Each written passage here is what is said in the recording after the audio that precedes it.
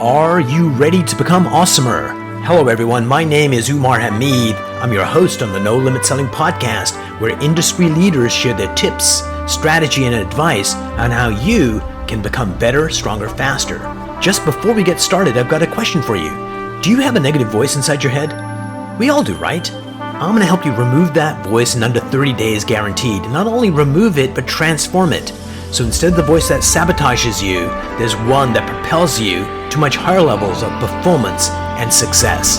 There's a link in the show notes. Click on it to find out more. All right, let's get started. Hello, everyone. Welcome to another episode of the No Limit Selling podcast. Before we get started today, I wanted to tell you about a project we're working on. It's called Project Happiness.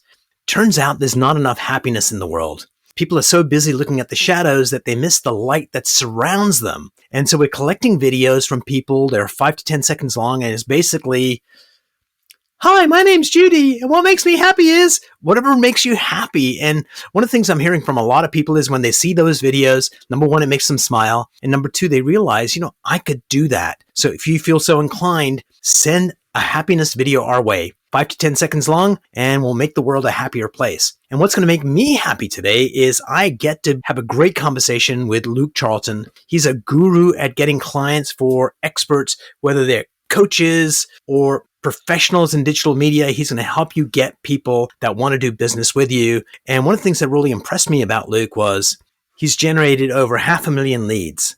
He's served over 4,000 coaches and consultants. And one of the tools he uses is email to get people to kind of volunteer and say, hey, I want some of that. I want to talk to you, which is totally brilliant. Luke, welcome to the program. Thanks, Umar. Pleasure to be here. Brilliant. So isn't email dead? That's a great question. That's something that I hear all the time. But if you look at, the most profitable marketing methods online, email still comes out on top by a long way. I mean, that's still the main method of communication for a lot of people. I mean, it's funny, actually, people always talk about open rates with email, right? Open rates are declining. I only get 10% or 20% or whatever it is. But they never talk about the open rates of a social post, right? With a social post, the reach now is what, 2%, 3% when you put out a post. And that doesn't say someone has read it. It's just like the impressions, right? So people who have actually read it, it would be even less. So compared to social, I think email is still way on top. So one of my clients, they're a company that relies solely on emails and newsletters to generate the revenue. And they're probably close to $1 billion in revenue that comes from that. And I was talking to one of their teams and they were saying, we spend like almost half our time figuring out what the subject line is. Because if it doesn't get opened, it doesn't do anybody any good. And so sure, the open rates are low, but partially because the subject lines are totally crap. That's right. So here's my thing on subject lines. I think you obviously want a great subject line because that entices people to open it up. But what happens after a while is if you send emails that people want to read, which is really what I show coaches and professionals how to do, like entertaining emails that people actually want to read that aren't just pitching, or even content can get boring after a while. That's why people's open rates tend to go down after time, because they just send out a lot of content and that can get boring and overwhelming. So at the beginning of your list, like open rates, your subject line is great for open rates. But over time, people will open your emails if they're entertaining. Of course, they'll open them based on, a lot to do with the relationship with you, though, because they enjoy reading your emails. They won't even really look at the subject line. They'll just open it because they know that whatever you're going to be saying in there is something that's going to resonate. So yes, subject lines are important, but if you just focus on sending emails that people actually want to read, that's more important, I would say. Yeah, and that comes around from knowing your audience, like what's happening for them, what's relevant to them, and that's easier said than done. So why don't you tell me about one of your clients? You can change their name to protect the innocent, and give me a sense of who they thought the customers were, what they wanted to hear, and how you helped them figure out who the clients really were and what they truly wanted to hear. That's a great, actually, one comes to mind. I'm working with now, actually. I'm running her Facebook ads. And so she is the question you just asked is basically what I do with every single client, right? They kind of have a general idea of who their target market is.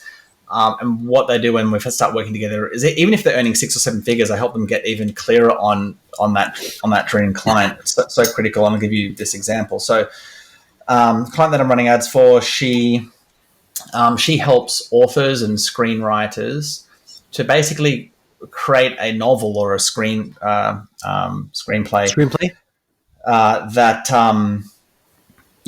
that gets published, that people actually want to either buy for a book or turn into a movie. And so one of the things that she was, her marketing message was basically, when we started working together, it was like, hey, would you love to write a book and get it published, right? So the type of message that the type of person that she was speaking to is someone that hadn't yet really written a book. Like, they liked the idea of liked the idea of writing a book or a screenplay. And so she was getting a lot of beginner people onto her list. At the time, she was promoting like a low ticket product, and the product was profitable, but the problem was it wasn't leading to a lot of high end sales, because the people that were coming through were beginners and they just weren't really a good fit for that. The main offer she wanted to sell was like a high-end coaching program. So you really got to think about like, what's your main offer that you want to sell them? Who's going to be a perfect fit for that? So what we spoke about was, the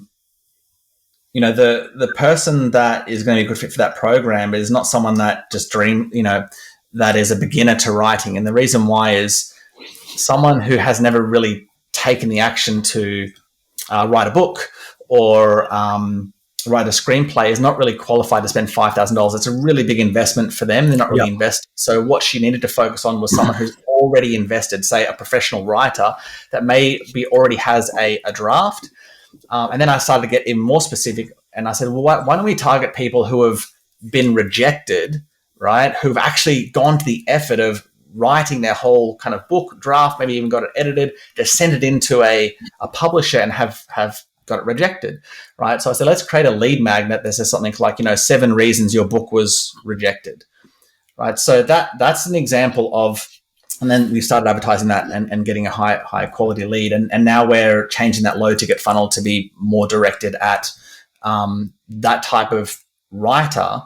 And that's a much higher quality prospect, because that if they've gone to the effort of writing a book, they're so much more invested time-wise and financially as well. And blood. When you're writing the book, it's tough. High-end offer. So that's kind of like an example of how getting clear, even on a more successful coach, just getting that clarity. Like, it all starts with the market. It's so important. So let's go back to that example. So who did you target? Because there's no list out there that says, rejected authors. So, but who did you target? And how did you find those people in order to, certainly the headline and the copy got people to put up their hand, I've been rejected, but how did you know who to send it to, or which general area?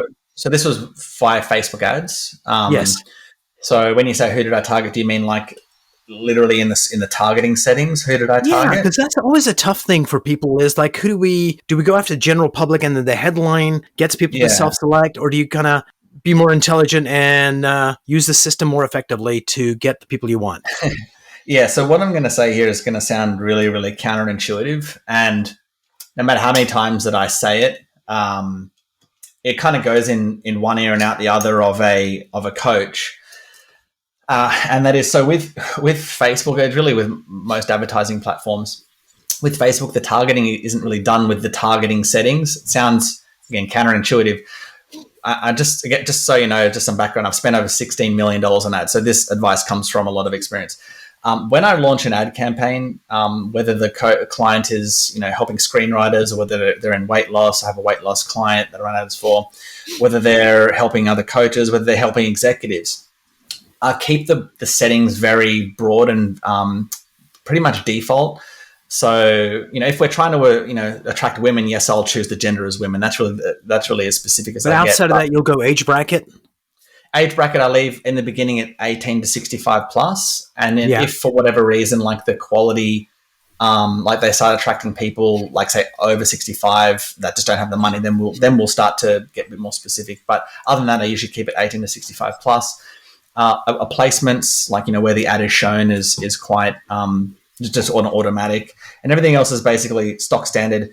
I might just choose one interest in the beginning. But here's the thing: after a while, the pixel kind of learns who you're advertising to, and you end up really not needing the interest anyway. So anyway, I just choose like one kind of broad interest. There's no kind of magic. What size should it be? I just pick an interest that I know my audience would be generally interested in. So if they're in weight loss, I just choose weight loss. Something great. It takes me like literally about 10 seconds to choose the interest. So I don't pay much attention to the targeting. Where my targeting is done, I actually just described it just a second ago. It's all in getting clear on the market.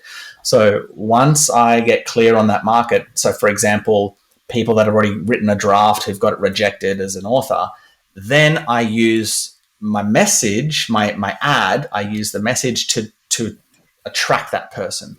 So with Facebook ads, the targeting is done, in other words, via the message. So for example, in my ad, I would say, like as an example in the first line of the ad, are you an author who's got your book rejected? ? Would you like to know why? Here are 7, download this free guide and I'll show you 7 reasons why. So the message, I literally call out the specific target market and generally their problem, but I'm trying to, and the headline also of the ad should speak to their target market and the outcome that my free guide. So the rest of the ad, do you keep it very light in terms of, are you an author that was rejected? And then, hey, I got these 7 reasons why you might have been rejected. Click here to get it. Do you have a lot of copy in the ad, or is it just very light? So for a lead magnet, it's usually pretty short. So it might be like 3 to 4 sentences, because I love it. With a lead magnet, the offer sells itself, right? So what I mean by that is, so the example that I gave before was the 7 reasons your book was rejected. I mean, it doesn't need much explanation. It's pretty obvious what it's about and who it's for. It's for authors who've got their book rejected, and it's going to show them why that they got that rejected. So my lead magnet title, for example, is called, and just so you know, a lead magnet for everyone listening is just generally in this context is just a short guide, like a 3 to 5 page PDF that you give away for free in exchange for an email address.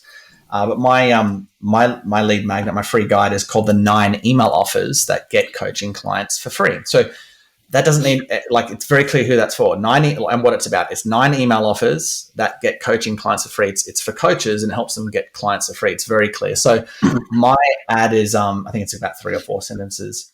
And that's, I've had an ad promoting that lead magnet that's literally like 2 sentences saying, hey, you're a coach that needs more clients. Go here to grab my free guide. Here's what it's about. I like to add a few more sentences in to just maybe establish my credibility. So I'll have a little bit of like, hey, I've generated this many leads, or hey, I've sent this many emails. Just have a little bit of a credibility in there. So I find that can boost response, but you don't really need it. It sounds like you said, counterintuitive in one sense, but on the other sense, what it sounds like is the better seeker of potential clients. Is it you or is it the pixel? And the answer is the pixel. And if you let the pixel do what it needs to do, and you use strategies like that, people self-select, the pixel learns who they are, and it does magic. And if you try and force the interest and try and use your intellect to try and game the system, it kind of slows the whole thing down. Have I got it right? Yes. I mean, when you say the pixel does its magic, I mean, it is great in that it has a lot of data on all of us. So based on your past campaigns, it will know who you want to put the ad in front of. But that's as far as it goes, right? You still need a message that speaks to the right person. If you don't have like a good offer in your ads, they're not going to convert. Like no matter how well the pixel is working in terms of putting your ad in front of the right person, if you don't have an offer that people want, your ads are going to bomb. And so the really great thing about what I've just said is, for people, because when I first got started with ads, I always thought, the reason why my ads aren't converting is because I haven't found this magic little interest audience or whatnot, right? And I always thought it was because of the interest and I didn't have the right layered targeting. And so for the coaches and professionals listening right now, knowing what I just told you, it means that if your ads aren't converting, it's nothing to do with the targeting. As long as you kind of keep them pretty basic, like I mentioned, it's everything to do with your message. Almost like 95% of the time, the problem is the message or what that really comes down to. It's the offer that you're promoting. So that's a good place to kind of segue into next. Here's my hypothesis, and I'm guilty of this too. Sometimes we're so close to our own work that we think is genius, or we think the way we're communicating is the right way. And of course, it takes a lot for people to basically convince us that maybe it isn't as fabulous as it could be. So you must struggle against that when you're saying, but no, Luke, you don't understand my clients. And so tell me about one of those conversations with one of your clients and how you got them to see the epiphany. Because if people don't want to hear they won't. But then sometimes the light switches on. They go, oh my God, I totally get it. It's interesting. Like I do get that. So I used to coach in another coach's mastermind a while back, and I used to get it a lot in that mastermind because I was like one of the head experts. But then in my own coaching programs, I don't really get it that much anymore. I think when people pay you a significant amount of money, they kind of tend to just listen. So that's another lesson for professionals. If they're, the more they invest, the more they realize I better listen to this person because I spent a lot of money. But to answer your question, when I'm pretty, I really, when someone comes to me and says, my market is different or whatnot, I don't really.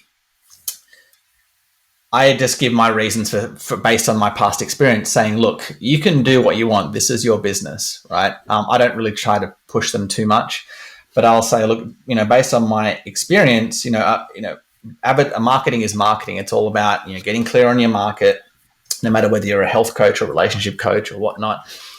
Take a couple steps back. All a business is, right? It's just you've got a problem. So the market has a problem, and you have the solution. Every business is built on that, whether you're e-commerce or whatnot.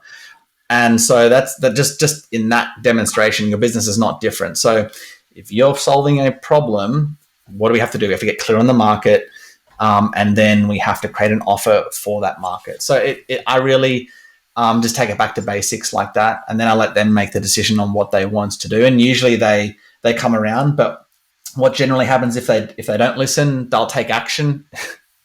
Their way of taking the action doesn't get results, and then they come back around and then they implement. But it didn't happen that often in that group. Some people were very, very strong headed, and you kind of wondered why are you in this program if you invested like this amount of money? Why are you even here? But so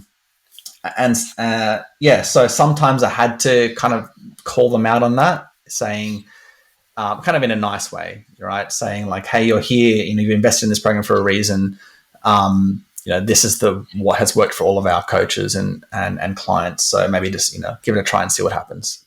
So Luke, talk to me about, you potentially anybody in the world could buy my product, whatever that happens to be. But we want to help people kind of get down to a niche where they can actually be very, very precise in who they want. Yeah. And so there's this need to, yes, I could do that, but there's a bigger market. What about these other people? And how do you get people to kind of really, there's going to be more wealth if you kind of go after a niche versus go after everybody. How do you have that conversation? Yeah, that's such a good question. That's probably the biggest problem that I am faced with the clients that I work with. So here's the thing, running ads, I can get results for clients in broader markets. I can get them, I know how to stand out in a broad market. I know how to stand out. I mean, it's much easier if your market is more specific. That's why we niche down. And so there's positives and negatives to both. Like if you go to a broader market, you're obviously you can get more leads, but the downside of a broader market is you tend to attract a lot of people that don't have that mindset of investing, right? So that's why I mentioned that example before. I'm looking for, if we're selling high ticket service, we really want to go after people that have that mindset of investing, that are already invested with time and money. And so when you focus down on that type of person, you'll get a better quality lead. And when I explain that to coaches, then they're usually much more motivated to get more specific. But just again, from my experience on running ads, if we get very specific about a certain type of client that we want to go after, like, hey, this is the type of business. I get a lot of business coaches come to me and they go, I was speaking to a lady yesterday. I'm speaking to her again today. Actually, it looks like she's going to sign up. And I go, what type of business are you working? Do you work with? And she says, I help all kind of small to medium. Her market is small to medium sized business. I mean, that is so broad, right? Small to medium. That's 5 million to 50 million. That could be oil and gas companies. It could be people in printing. It could be people, accountants. It's just e-commerce stores. It's so broad. And so when you go to a market like that, your marketing message doesn't really speak to anyone. And so your response in your campaigns is, you can get people opting in, but in terms of your emails being effective or your webinars converting, your sales process converting, it's very, very hard. So by getting more specific, at least just getting clear on, hey, what type of industry do you want to work with? So I spoke to her yesterday. I said, are you opposed to getting a bit more specific? She said, no. I said, I gave her an example of you could help someone like a tradesperson, right? So like a plumber or an electrician. And just by being able to say, hey, are you an electrician that she helps people with websites, that doesn't have a website and you'd like to attract more leads? Well, I'm going to show you how to build your trades business. So just by, again, getting more specific on just an industry that you work with and maybe getting a bit more specific on the revenue level, like whether they have employees or not, we can create a much more targeted message, which then boosts the response of the campaigns, meaning you get better quality leads, your emails get more appointments, and it's much easier to sign them up to your programs and services. So what's the process? So let's say we were going after realtors. That's one of my target audiences. And realtors that are successful, that have teams. Yeah. So what would that campaign look like? Because I'm looking more for the steps after the initial lead magnet. Like just a general client attraction system? Is that what you're like? What? So once you build attract them onto your list, you're saying what happens next? Was that the question? What do you recommend next for your clients? Like, what are the steps? Because going from that free thing to a $10,000 program is a big jump. So how do you get them from I like you to I want to spend money with you or a lot of money with you? Yeah. So maybe a little bit of context here would help. So the way that I do things, just from like my backstory of back in 2013 when I started as a coach, I tried a lot of things, and then funnels started to become popular, and I tried all like webinars, tripwire funnels, book funnels. I did networking, speaking. I even was so desperate one stage. I remember the other day I did an MLM company, like selling pain patches. Like that's how desperate I got. I went away from coaching. I just need the money. But anyway, and you did do stripping for leads. Sorry? No, you didn't do that. I said you did do stripping for leads, but no, you probably didn't do that. No, I didn't get that. I did cold knocking doors. On doors. Nice. So, yeah, that's pretty bad. That's probably the one level above that. So anyway, the point is I tried a lot of things. I followed a lot of gurus, and I put myself in a hole financially. And so I realized what I was doing was not working, and I just wanted something simple. And that's what led me away from all this complex funnel stuff. And I said, what were the people like back in before funnels? What were they doing? Like, what were the people before internet? What were they doing? And it was really simple. It's just like build your list and follow up with that list, right? Now online, that just like build your list and email your list. And again, if you build your list with quality leads, so people, your market with a problem, then you just present them your offer, like your solution via email. It's very simple. So that's to answer your question. You build your list with quality leads, and then all I do is send one email per day, like one email, and that email will usually tells a bit of a story, which makes it entertaining, then has value in there, like has a lesson, business lesson in my instance. And then that once I start talking about the business lesson, it's very easy for me to transition into the close part of the email, which is just a soft call to action to book a call. And so I like to keep it simple by just using regular emails to build that relationship, to build credibility and trust. And then when they're ready, they, book a spot on my calendar. It's really that simple. It's not as fancy as all the complex guru funnels, but it's something that my clients resonate. I like it because simple is good. And in essence, what you're doing is taking all the fancy stuff out. You're saying, okay, if you're a plumber that needs more clients, we got this PDF or this video course or whatever to help you do more of that. You're going to love it. They click on it, they go through it, they build a little bit of trust. Since they put their email in, you're just basically building that relationship over some emails. And it's about educating, entertaining, and asking for, hey, if you need more help, click on the link. Let's have a chat. That's it. It's pretty simple. I love it. So Luke, tell me this. I would suspect the Luke sitting in front of me right now is way more intelligent than the Luke that sat there 3 years ago. Same is true on this side, right? Because we're always learning. So tell me about a blind spot you had earlier on in this journey of marketing and leading clients. Who helped you see the blind spot? And once you recognized what it was, how did you fix it? I don't know, exactly 3 years ago. I was just playing around with that date. I understand. You asked really good questions, Umar. Makes me think a lot. Yeah. So one of probably the biggest lessons. So when I mentioned my story, we tried all these different things. I actually was living in London, and I ran out of money and had to come back to Australia Yeah. because I thought I'd be able to grow my business over there, but I didn't, and lost a lot of money and came back and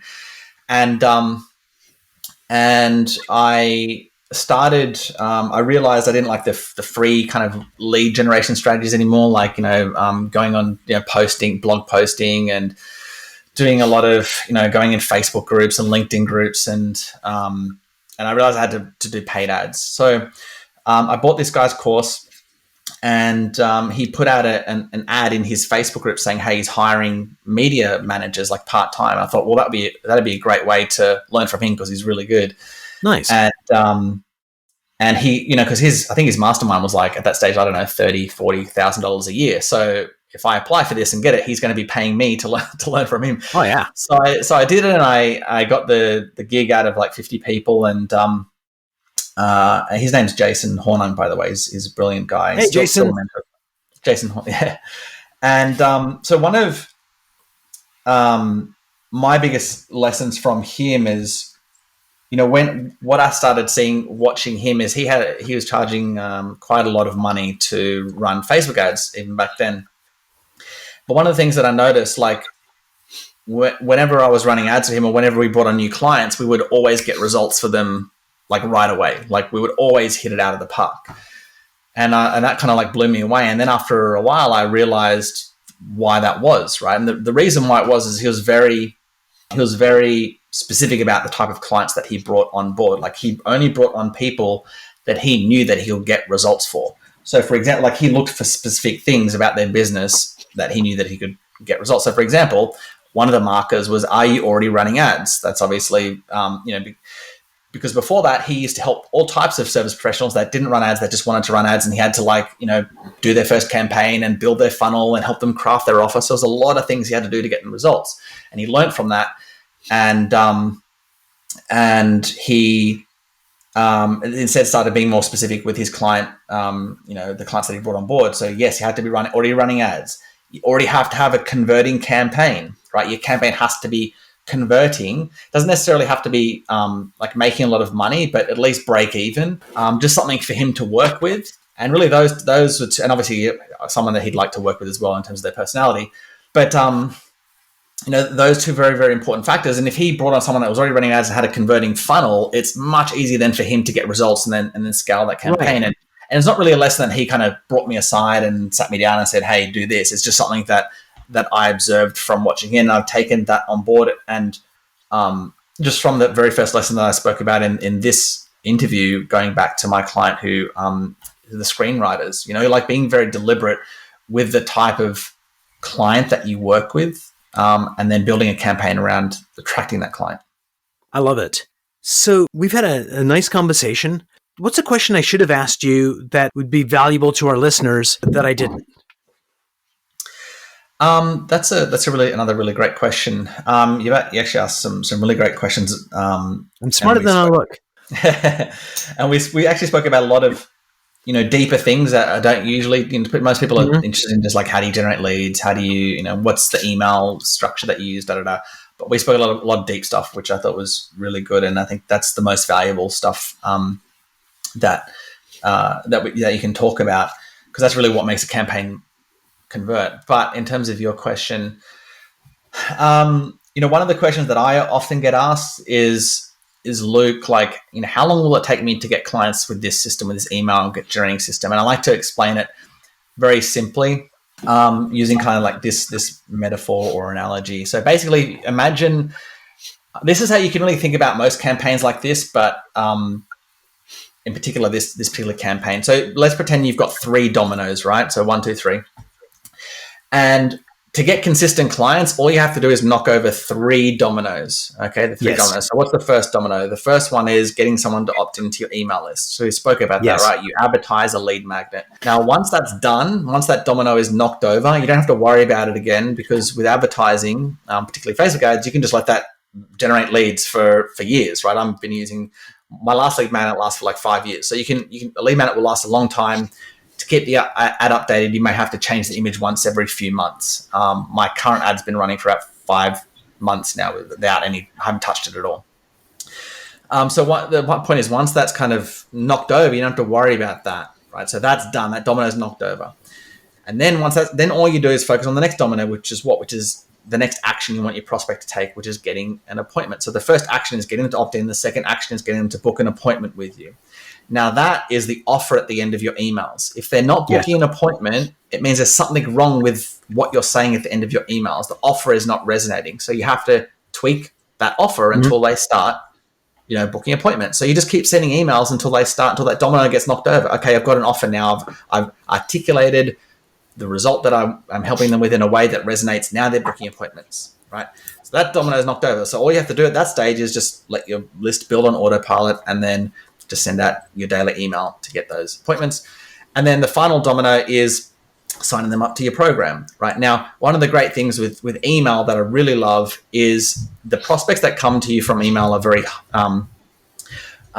they're very warm, right? So people love referrals, but referrals still need education. Like you still have to explain your system and how it works. And yes, there's a high level of trust, but they still don't really know that much about you generally or about how your system works. With email, it's totally different, right? They know you, they like you, they trust you, they know you're an expert because they've been reading your emails.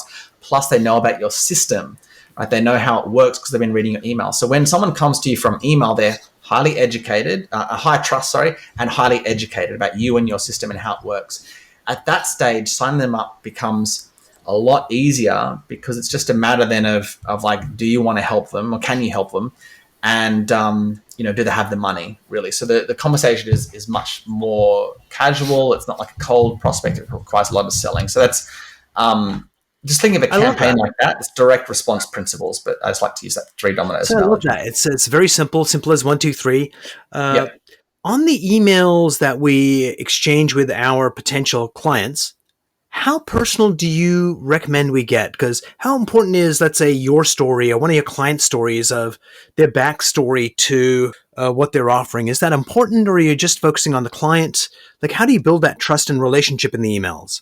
Yeah. So again, I'm not one for kind of setting up this amazing, like, a lot of people like set up autoresponders, right? Like this amazing autoresponder where like the first email is like your story and the second email is like this part of this type of your story. And, again, I keep it simple.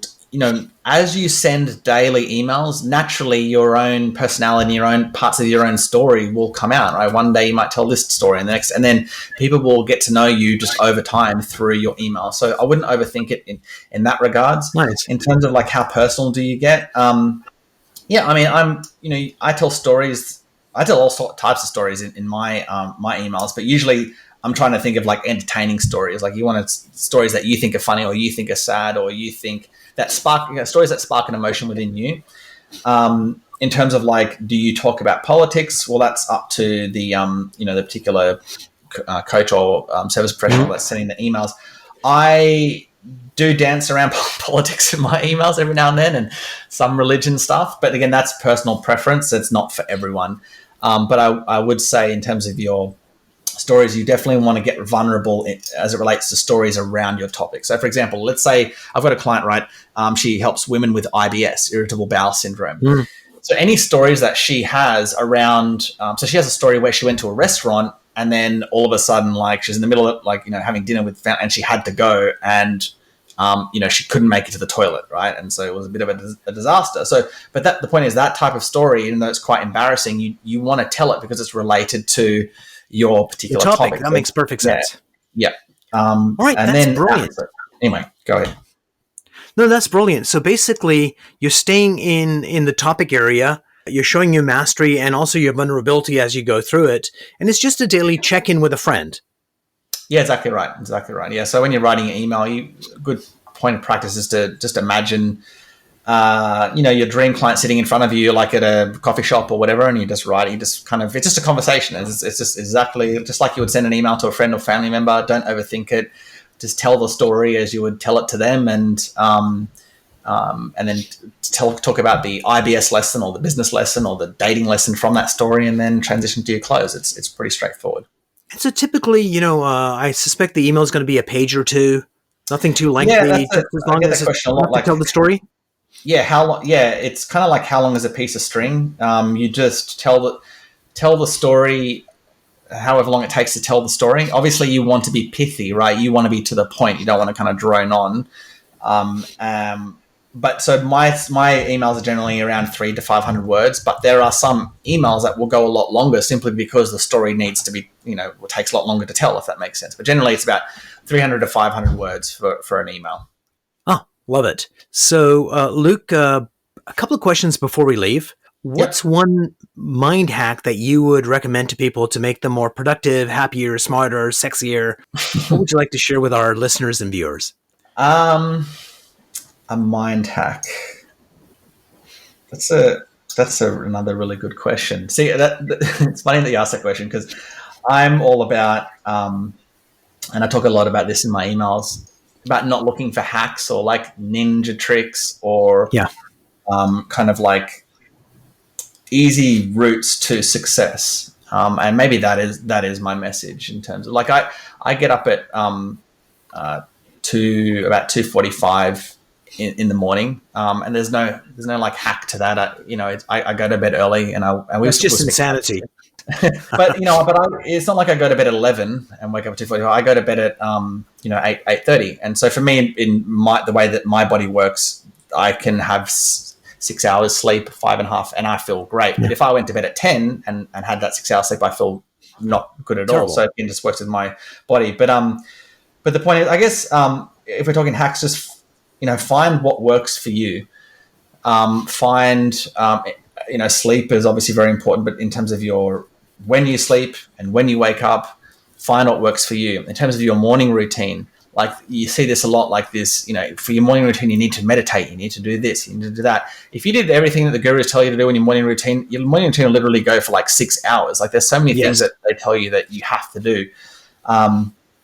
I'd say, find what works for you. I read the Bible, I read a personal development book, and then I go to the gym, and that's and I do a little some email stuff as well, and that's my morning routine. So I would work on faith, kind of something for family with the book. I read family stuff to help me become a better parent, and then fitness, and then finances. That's the email stuff. So by 6 a.m., I've already done those 4 kind of things. But again, that's what works for me.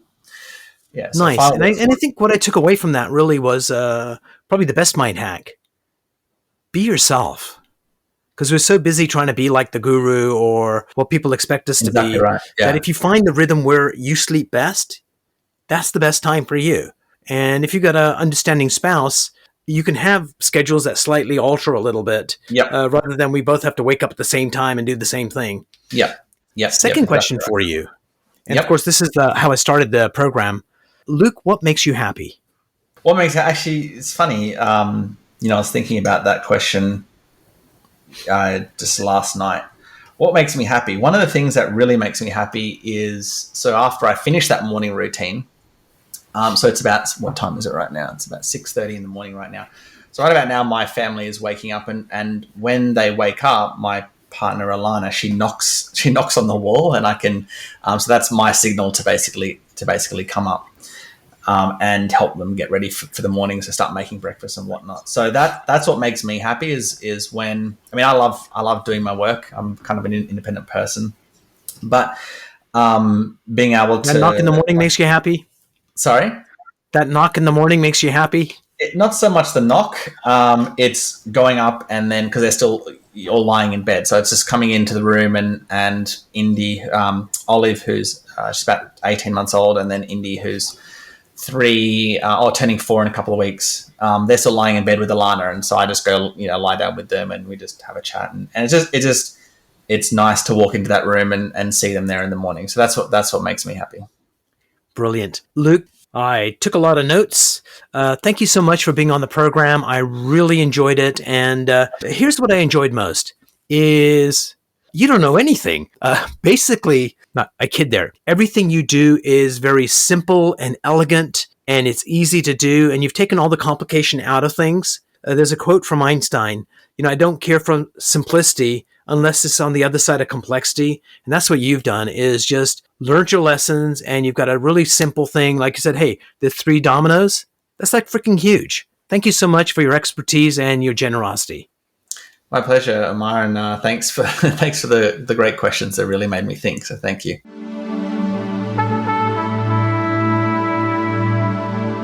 If you enjoyed this episode, please go to iTunes and leave a 5-star rating. And if you're looking for more tools, go to my website at nolimitselling.com. I've got a free mind training course there that's going to teach you some insights from the world of neuro-linguistic programming, and that is the fastest way to get better results.